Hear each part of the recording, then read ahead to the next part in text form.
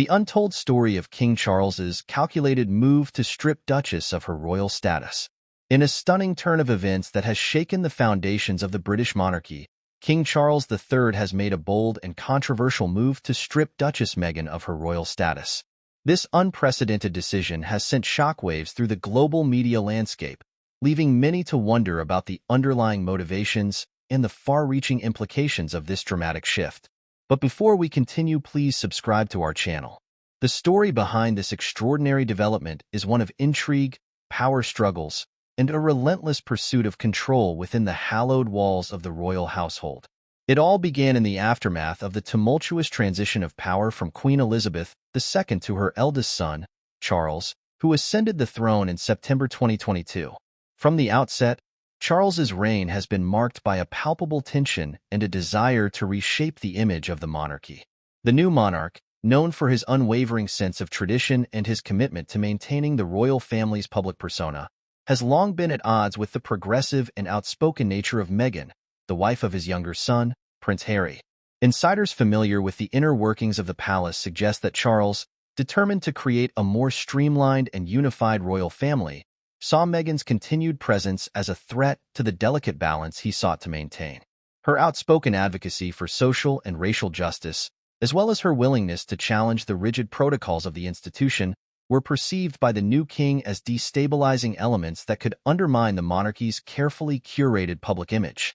The tensions between Meghan and the royal family had been simmering for years, ever since her highly publicized departure from the UK and the subsequent Megxit saga. The explosive interview with Oprah Winfrey, in which Meghan and Prince Harry leveled allegations of racism and neglect within the palace walls, only served to further strain the relationship. Now, with Charles firmly on the throne, the gloves have come off. In a series of carefully orchestrated moves, the new king has moved to systematically dismantle Meghan's royal standing, stripping her of her HRH, her Royal Highness, title and effectively relegating her to the status of a private citizen. The official statement from Buckingham Palace cites irreconcilable differences and Meghan's unwillingness to conform to the traditions and protocols of the monarchy as the primary reasons for this drastic action.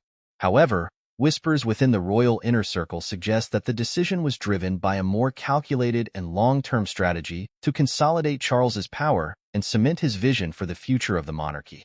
Supporters of Meghan, who have long championed her as a trailblazer and a champion of marginalized voices, have reacted with outrage and disbelief.